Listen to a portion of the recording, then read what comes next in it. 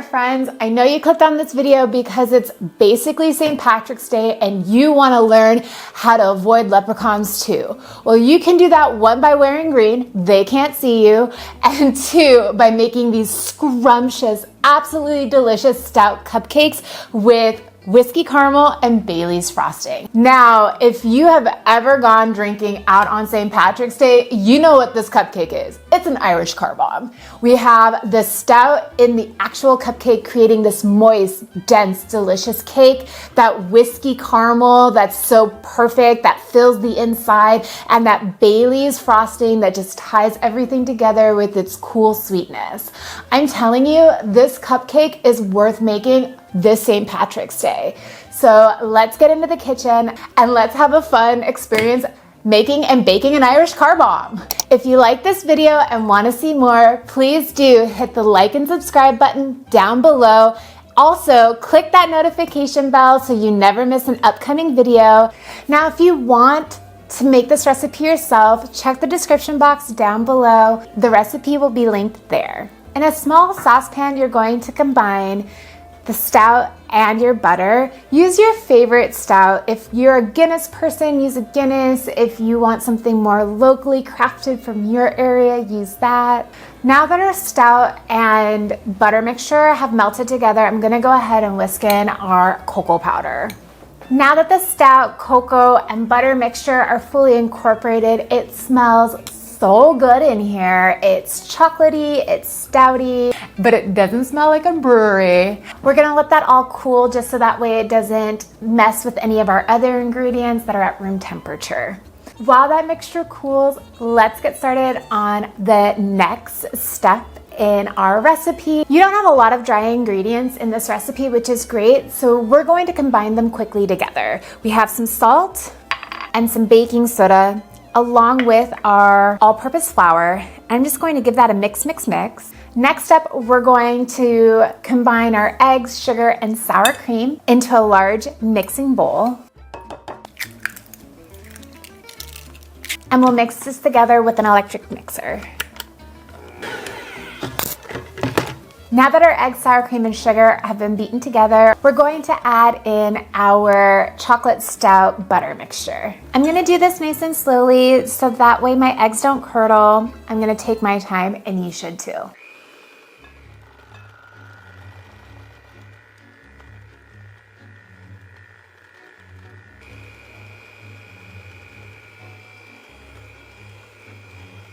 It is important to make sure that your eggs are at room temperature for this recipe, so that way when you add in that hot liquid a little bit at a time, the eggs don't automatically just jump to curdling. The process of adding a hot liquid to a mixture that contains eggs, the reason why you go so slowly is to prevent that curdling, but also it helps bring the entire mixture up to temperature. So by beating it in intervals and adding it in intervals, you're allowing the mixture to naturally come up to a similar temperature from what is in your pan. Now that all of our liquids are together and combined, we'll go ahead and add in our flour mixture.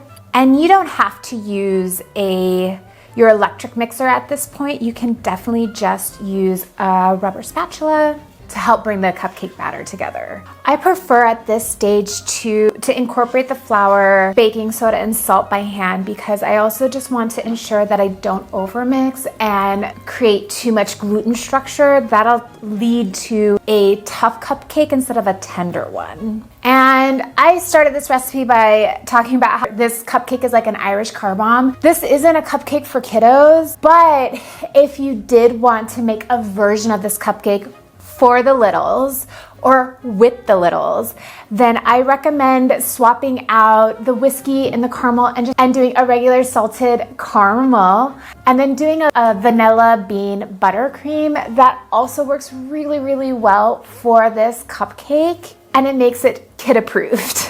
The cupcake batter is ready. We're gonna scoop it into our lined muffin tin. You're gonna bake this for about 15 to 17 minutes in a 350-degree oven.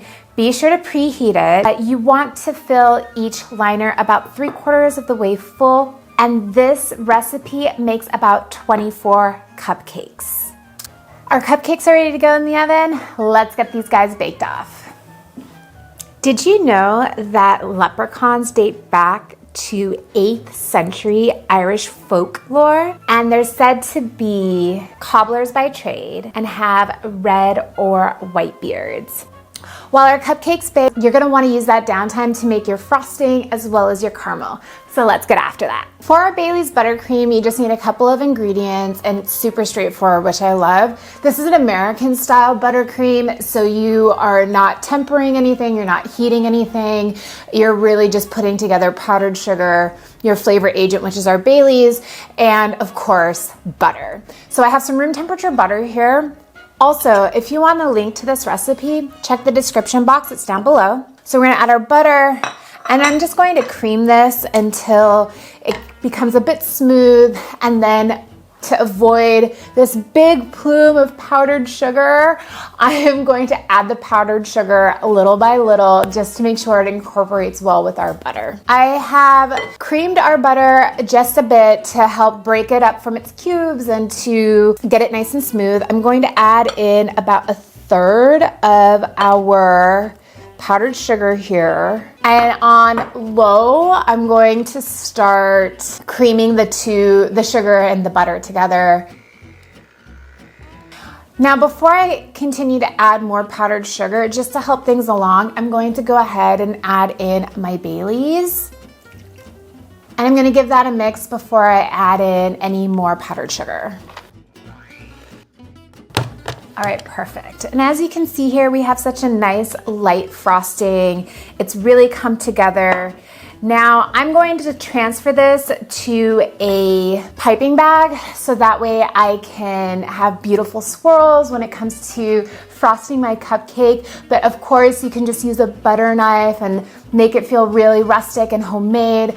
Or if you don't have a piping bag but you want to have like a nicer presentation on your frosting, just fill a Ziploc bag up, push everything into a corner, snip the tip, and you can use that as a makeshift piping bag. It works wonders. You're also not holding on to something in your house where if you're not a big baker, you probably don't have piping bags hanging around in your pantry.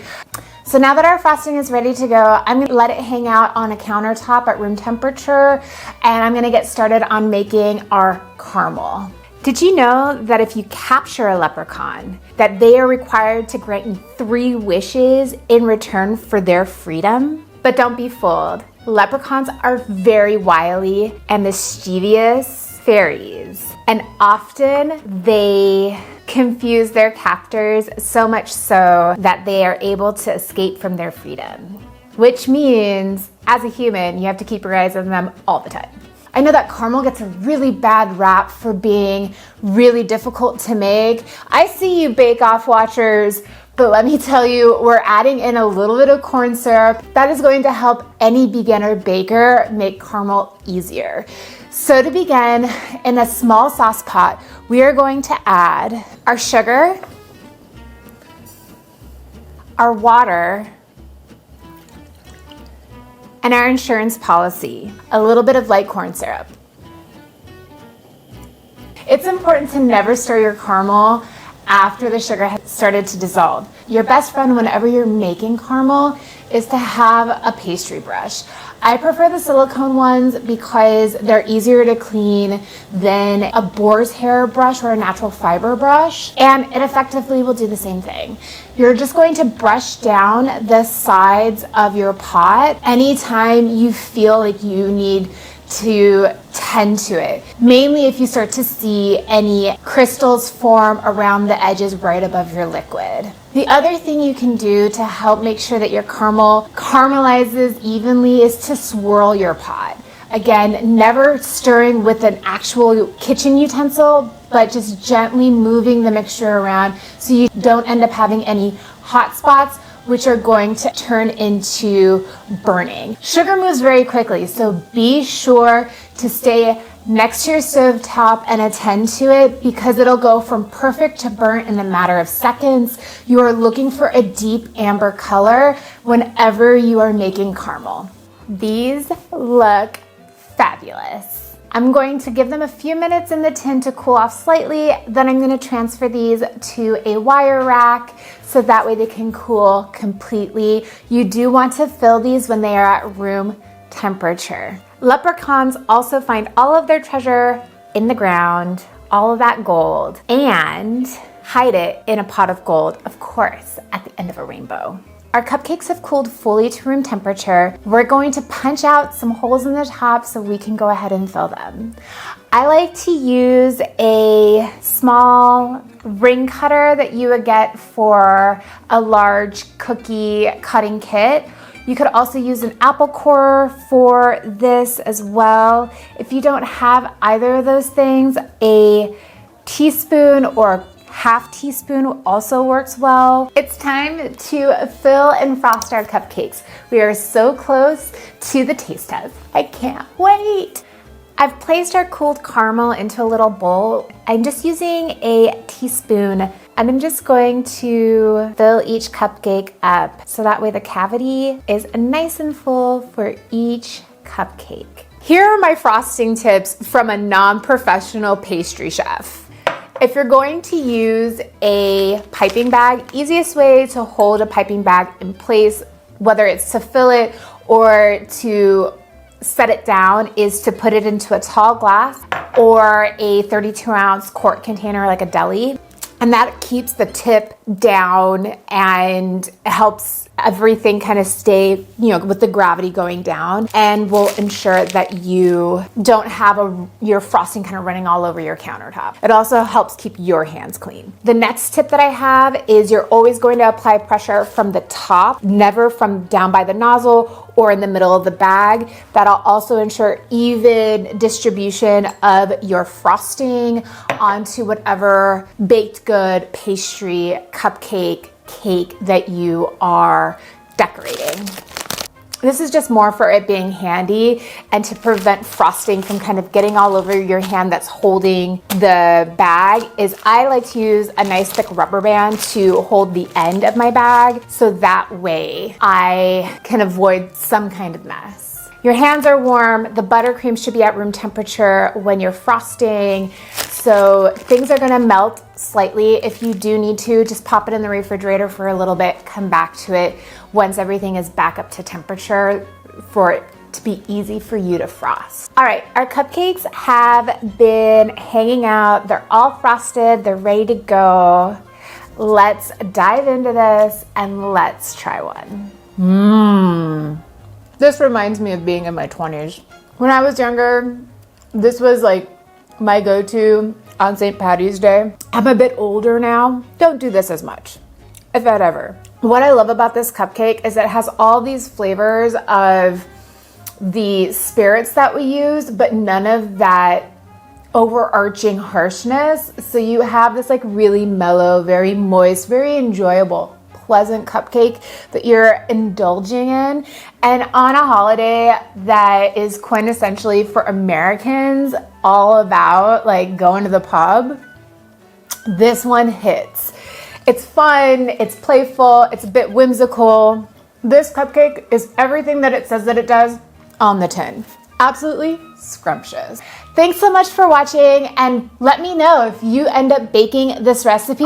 Tag us on our Instagram at Salt and Honey. We'd love to see your recreations of our recipes. If you like this video and want to see more, please do hit the like and subscribe button down below. Also, click that notification bell so you never miss an upcoming video. Thanks so much for watching. We'll see you in the next one. Bye!